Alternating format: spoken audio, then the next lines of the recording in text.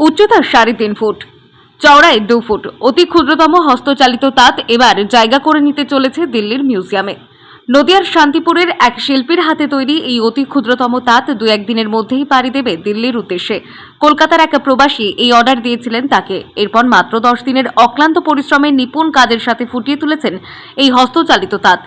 এটা আমরা যতটুকু সময় জানি যে এটা মিউজিয়ামে যাবে, এখন দিল্লি মিউজিয়ামে যাবে আমরা জানি। তো সম্ভবত যিনি অর্ডার দিয়েছে তিনার বাড়ি কলকাতায়, আর যিনি সাথে করে নিয়ে এসেছেন তার বাড়ি আমাদের শান্তিপুরে। তো আমাদের যখন অর্ডার দিয়েছিলেন তিনি বলেছেন যে এটা মিউজিয়ামে আমাদের রাখা হওয়ার জন্য শান্তিপুরের তাঁত। এর উচ্চতা 3.5 ফুট বাই 2 ফুট, চওড়া 2 ফুট। সম্পূর্ণ নিখুঁতভাবে এটা তৈরি করা হয়েছে। যেভাবে শান্তিপুরের তাঁতে কাপড় তৈরি হয় এটাও সেইভাবেই তৈরি হচ্ছে। নিখুঁতভাবে কাপড়টা তৈরি হয়েছে, কাপড়ে আমাদের বোনা হয়েছে, বা হাতটাতে যেটা আমাদের বুটি তোলা হয় যাকে বলে নকশা, সেটাও হয়েছে, বা আসলে যে রেখি করা হয় বা নকশা করা হয় সেটাও আমাদের করে দেওয়া, মানে সম্পূর্ণ ফুটিয়ে তোলা হয়েছে একদম। সম্প্রতি নদিয়ার শান্তিপুরের হস্তচালিত তাঁত এখন প্রায় বিলুপ্তির পথে। এখন আর তাঁতের খটখটানির আওয়াজে ঘুম ভেঙে যায় না মানুষের। একটা সময় এই হস্তচালিত তাঁতের শব্দ ছিল প্রত্যেকের বাড়িতে বাড়িতে।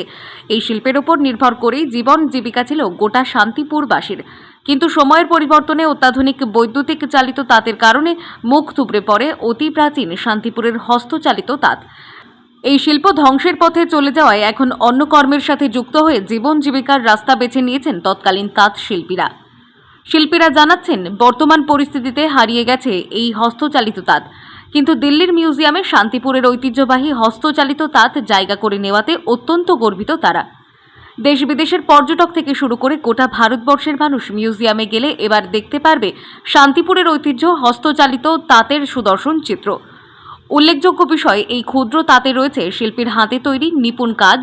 নকশা তৈরির মেশিনটিও সম্পূর্ণ কাঠের তৈরি। শাড়িতে নকশা ফুটিয়ে তোলার জন্য সমস্ত আসবাবপত্র তৈরি করা হয়েছে কাঠ দিয়ে। এক প্রকার বলা যেতেই পারে মিউজিয়ামে প্রতিষ্ঠিত হওয়ার পর অতি ক্ষুদ্রতম চালিত তাঁত আগামী দিনে অনন্য নিদর্শন হয়ে উঠবে গোটা দেশ বিদেশ জুড়ে। Bureau report, timeless depiction news.